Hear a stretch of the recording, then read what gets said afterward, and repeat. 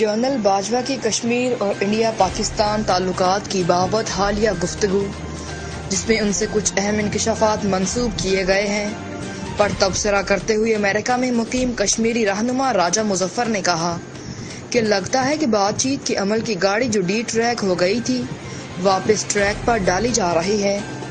انہوں نے کہا کہ دو حریف ملکوں انڈیا پاکستان کو اس وقت جن مشکلات کا سامنا ہے اس نے دونوں کو ایک دوسرے سے قریب کر دیا ہے، اور کہا کہ دونوں اس مشترک سوچ کے بہت قریب آ چکے ہیں کہ کسی طرح دونوں ملکوں میں پرانی دشمنی ختم کر کے ماضی کی تلخیاں فراموش کر کے نئے تعلقات قائم کیے جائیں۔ انڈیا اور پاکستان نے جب دیکھا کہ ان کی باہمی دشمنی ایک دوسرے کو نقصان پہنچا رہی ہے تو دونوں نے طے کیا کہ وہ بے فائدہ دشمنی کو ختم کر کے آپس میں دوستانہ تعلقات قائم کر لیں۔ انہوں نے کہا کہ اگر اس بات کو درست مان لیا جائے تو خفیہ ایجنسیوں اور پس پردہ یا مصالحت کاروں کے ذریعے رابطوں میں کسی نئے فیصلے تک پہنچنے کے لیے انہیں اپنی ماضی کی غلطیوں کا اعتراف کرنا پڑے گا۔ لگتا ہے کہ دونوں ہی ایک دوسرے کے خلاف اپنے مطالبات چھوڑ دینے پر راضی نظر آتے ہیں۔ راجہ مظفر نے کہا کہ کشمیر کا مسئلہ حل کیے بغیر تعلقات میں پڑے شگافوں میں سے کوئی ایک شگاف بھی پر نہیں کیا جا سکتا۔ دونوں نے اگر یہ فیصلہ کیا کہ دونوں اپنے لیے زیادہ بہتر مستقبل کی تعمیر کر سکیں، اسی کا نام حقیقت پسندی ہے۔ اس حقیقت پسندی کا تقاضا ہے کہ کشمیر پر حقیقت پسندی کا مظاہرہ کرتے ہوئے جموں کشمیر سے فوجی انخلا عمل میں لائیں اور ریاست جموں کشمیر کا اقتدار اعلیٰ کشمیری عوام کو منتقل کر دیں۔ کشمیر انڈیا پاکستان اور چین کے درمیان بفر زون اور اکنامک زون کے طور پر کام کرے، تاج سے پورا ریجن خوشحال ہو جائے گا۔ راجہ مظفر نے کہا کہ میرا ماننا ہے کہ انڈیا اور پاکستان کو جموں کشمیر سے اپنی فوجیں نکال لینے کا مشکل فیصلہ کر لینا چاہیے۔ معاشی اعتبار سے انڈیا اور پاکستان جیسی کمزور قوموں کے لیے حقیقت پسندی اور مفاہمت کا طریقہ زیادہ ضروری ہے۔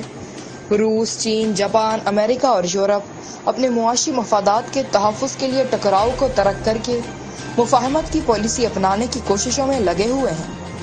وہ اگر اپنی اکانومی کے مستقبل کے تحفظ کے لیے جنگ بھی لڑیں تو اس کی قیمت ادا کر سکنے کی پوزیشن میں ہوں گے۔ بھارت و پاکستان کشمیر پر جنگ کی قیمت برداشت نہ کر پائیں گے۔ کشمیری اس جنگ کی بھاری قیمت ادا کر رہے ہیں۔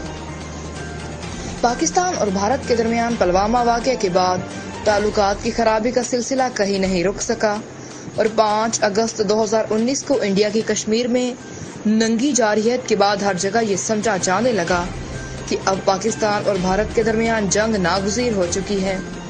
صدر ٹرمپ کی مصالحت کی آفر کو رد کیا جانا کوئی معمولی بات نہ تھی۔ ایسے حالات پیدا ہو گئے کہ جنگ ناگزیر دکھائی دینے لگی۔ اس کے بعد سے دونوں ملکوں کے مابین سفارتی تعلقات ڈی گریڈ ہو گئے، اور کرتارپورہ راہداری کھولنے کی مشق کے باوجود دونوں حکومتوں کا کوئی ذمہ دار شخص ایک ملک سے دوسرے ملک میں نہیں گیا۔ شدید دشمنی کے لمبے وقفے کے بعد ان خبروں نے سب کو حیران کر دیا کہ بھارت اور پاکستان کے سلامتی امور کے مشیران اجیت ڈول اور معید یوسف کے درمیان بیک چینل پر بات چیت ہو رہی ہے۔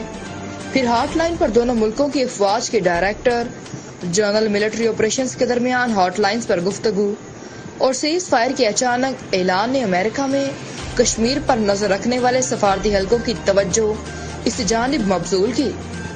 راجہ مظفر امریکہ میں رجسٹرڈ 2 تنظیموں کشمیر گلوبل کونسل اور ساؤتھ ایشیا ڈیموکریسی واچ کے بورڈ ڈائریکٹر بھی ہیں، اور کشمیر کی خود مختاری کی حامی تنظیم JKLF کے سابق قائم مقام چیئرمین اور سینئر وائس چیئرمین رہے ہیں۔